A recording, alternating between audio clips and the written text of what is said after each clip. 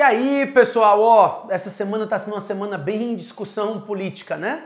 Pois é porque as notícias estão voando. Enfim, economia do governo de 9 bilhões de reajuste de servidores e com a promessa de negociar a fixação de um limite de R$5.000 para salário inicial de servidores do Executivo Federal.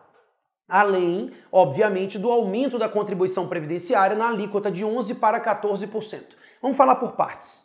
Primeiro, segurar o reajuste de servidores públicos, teoricamente, não é legítimo, tá? Não é legítimo, primeiro, porque o artigo 37, inciso 10 da Constituição, prevê o reajuste geral anual dos servidores. Mas a questão não é essa. A maioria das carreiras tem negociação formalizada com o Executivo Federal. É claro que a gente sabe que a negociação não tem validade jurídica porque depende de lei o reajuste do servidor, mas em outra partida, o Supremo Tribunal Federal entendeu que a greve de servidor, que decorre de ato ilícito da administração, descumprimento de acordo, por exemplo, gera direito à remuneração pelos dias parados.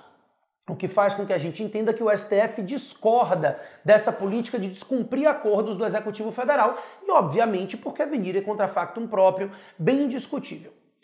Segundo ponto, alíquota de 11% para 14%? Nenhum grande problema, tá? Alguns estados já têm alíquota de 12%, 14%, então esse aumento de alíquota de contribuição previdenciária pesa no bolso do servidor público e vai pesar no bolso do empregado privado também, se eles quiserem fazer a mesma coisa na iniciativa privada, mas é legítima a ideia de aumentar a alíquota como forma de arrecadação. O outro ponto, estabelecer R$5.000 como valor remuneratório das carreiras iniciais. Também não há nenhum problema jurídico, né? Obviamente ele não pode reduzir a remuneração das carreiras daqueles que já estão no serviço público, porque a remuneração dos servidores públicos é irredutível, mas ele pode estabelecer um limite de R$5.000 como teto de remuneração. O problema é que isso não é compatível com a política de um governo que tem liberado 3,5 bilhões de reais de emenda parlamentar para que o impeachment fique arquivado na Câmara dos Deputados. Isso não é razoável para um governo que liberou 3,6 bilhões ou que busca numa reforma política liberar 3,6 bilhões de fundo à manutenção de partidos. Ou seja, de um lado ele decide economizar e de outro lado ele decide gastar de forma não popular, né? Ou seja, a ideia de enxugamento da máquina do governo, ela é bacana.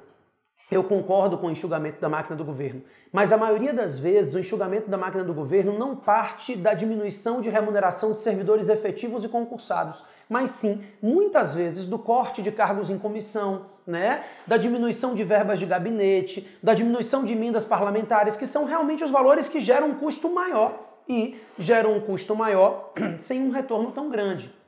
Então, a gente continua no mesmo problema, né? É necessário corte, a questão é só saber de onde que se vai cortar. Talvez o corte dos servidores efetivos não seja a medida ideal para o governo, mas aí a gente entra dentro de uma discussão política que eu não quero entrar. Eu quero realmente dizer a vocês que o não reajuste depois de efetivado o acordo é ilícito, o aumento da alíquota previdenciária é lícito e o teto de 5 mil para remuneração inicial é lícito, apesar de discutível, é lícito. Bacana? É basicamente isso. Valeu, galera!